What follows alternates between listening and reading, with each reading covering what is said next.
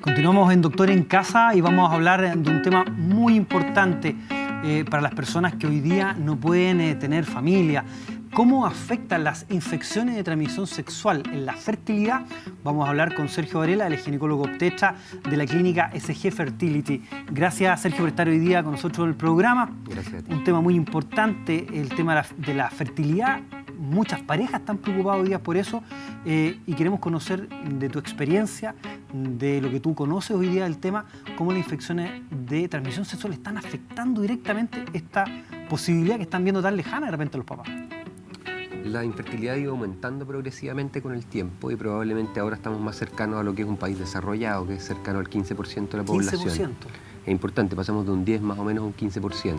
Eso por el retraso eventualmente en el embarazo de las mujeres que lo están dejando o lo están postergando, y algunas de las causas eventualmente de infertilidad, que podría ser incluso hasta el 20% de las causas de infertilidad, podrían estar relacionadas con infecciones de transmisión sexual. Correcto. Dentro de esta, la más frecuente es la infección por clamidia. Clamidia trachomatis es una bacteria que se aloja en el tracto genital femenino o masculino y que es de transmisión sexual efectivamente. Tiene un periodo de evolución bastante largo y nosotros no tenemos muchos reportes en Chile, pero el sistema americano reporta más o menos un 7 u 8% de la población contagiada. Correcto. Ellos le han dado una importancia súper grande a la infección, porque a pesar de que parece una infección que la mayor parte de las veces es oligosintomática o no da patología asociada para la paciente, se ha transformado en la ETS, la segunda ETS más cara para Estados Unidos después del VIH. Y esto porque en general se presenta el contagio en las pacientes adolescentes o hasta los 25 años, y con el tiempo, con los años, va generando daño, especialmente en el tracto genital femenino. Y es ahí donde genera infecciones que se llaman infecciones pélvicas agudas, que de manera recurrente, 85% de ellas son asintomáticas o oligosintomáticas, son de diagnóstico tardío y muchas veces generan adherencia y dañan las trompas uterinas, que es el principal foco de esta infección. El otro daño que se puede generar es que se obstruyan las trompas, y el otro daño asociado eventualmente es que aumenta el riesgo de embarazo ectópico, que es el embarazo que se aloja en la trompa o fuera de la cavidad uterina, y que eso muchas veces termina con la extirpación de la trompa de la mujer. Correcto. Dentro de esto hablamos de enfermedades que pueden ser sintomáticas, ¿no es cierto?, que tienen síntomas, la mujer se las trató, conoce de ellas.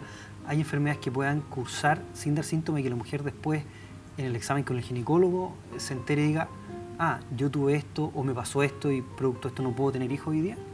Sí, principalmente la clamidia probablemente es la que más nos interesa, porque las otras enfermedades de transmisión sexual como la hepatitis B y hepatitis C son tratadas de distintas formas, pero los que nos pueden generar infertilidad a largo plazo es la clamidia. La mayor parte de las veces debuta como un cuadro asintomático, solamente un 60% de las patologías ocurre solamente en el cuello cervical y no genera un daño a la fertilidad, pero hay un 40% que eventualmente podría dañar la fertilidad y lo hace de manera silente la mayor parte de las veces.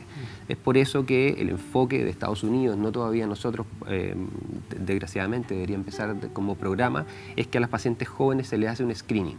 Dentro del screening está el Papa Nicolau, que nosotros ya conocemos, para el estudio del HPV o del virus papiloma, y además se le hace un screening para clamidia.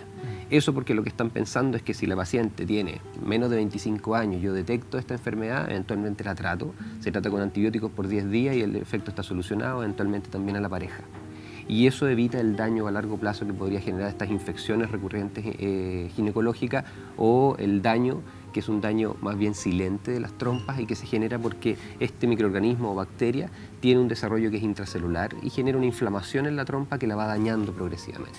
Daño que puede ser reversible. La cirugía o las terapias hoy día permiten que esta mujer que tiene este daño pueda finalmente hacer reversible esta situación, puede quedar embarazada.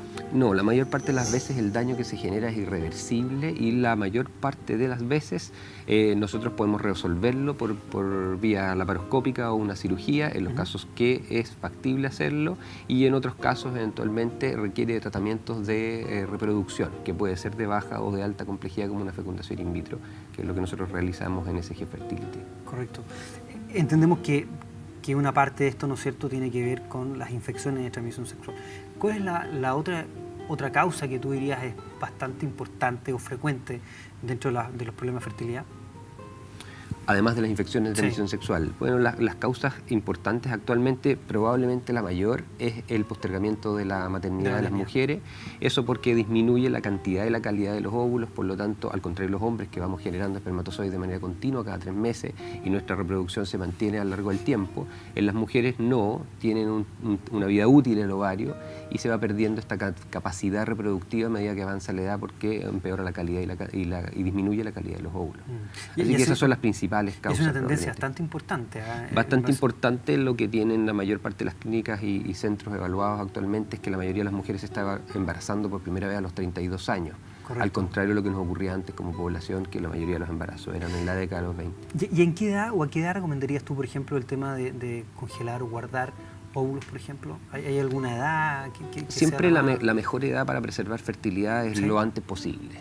Lo antes posible. Lo antes posible. Si lo tiene, si se le ocurrió a la mujer, lo ideal es que lo haga lo antes posible. Eso porque tiene proyectado eventualmente un futuro laboral, estudio o un matrimonio y embarazo mucho más tardío, lo antes posible. Mientras antes sea, mejor cantidad y calidad de óvulos va a guardar, por lo tanto, mejor probabilidad de éxito va a tener futuro con esos óvulos que guardó. Correcto. Ahora, límite de edad para hacerlo, porque eventualmente esto suena a que estoy llegando tarde eventualmente a la vitrificación de los ovocitos o a la congelación o la preservación de la fertilidad. El límite no existe realmente, lo que uno tiene que hacer es evaluar de manera adecuada a la paciente, porque si esta paciente está a los 38, 37 años, no es que haya llegado tarde, sino que está en el mejor momento o en el momento en que está, nomás el futuro eventualmente va a ser peor, por lo tanto ese momento es el mejor para ella para preservar fertilidad, si es que es posible, porque algunas veces lo que vemos es que en las evaluaciones esa misma paciente tiene una reserva ovárica muy disminuida y obviamente no vale la pena preservar fertilidad en ese caso porque el pronóstico reproductivo futuro sigue siendo malo. Correcto. Pero siempre es el momento, lo que está de por medio es una buena evaluación. Me gustó el tema, ¿eh? El momento más indicado es lo antes posible. Lo antes posible. Lo antes posible. Muchas gracias, Sergio, por estar hoy día con nosotros, por las recomendaciones que nos has dado y por estar claro en un tema que es de importancia, yo diría que nacional, el tema de las infecciones de transmisión sexual que han aumentado. Hace poco sabíamos, por ejemplo, que aumentó la presencia del VIH en un 34%, que es una cifra bastante fuerte para nuestro país.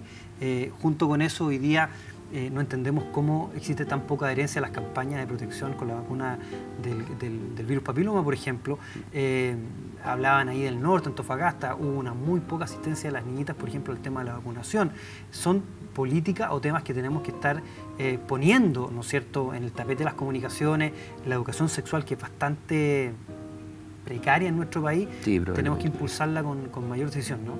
Yo creo que este aumento probablemente se debe a que le hemos perdido un poco el miedo a la enfermedad del VIH. Tuvo un boom hace décadas atrás y actualmente le hemos perdido el miedo porque los tratamientos hacen que sea una enfermedad prácticamente crónica.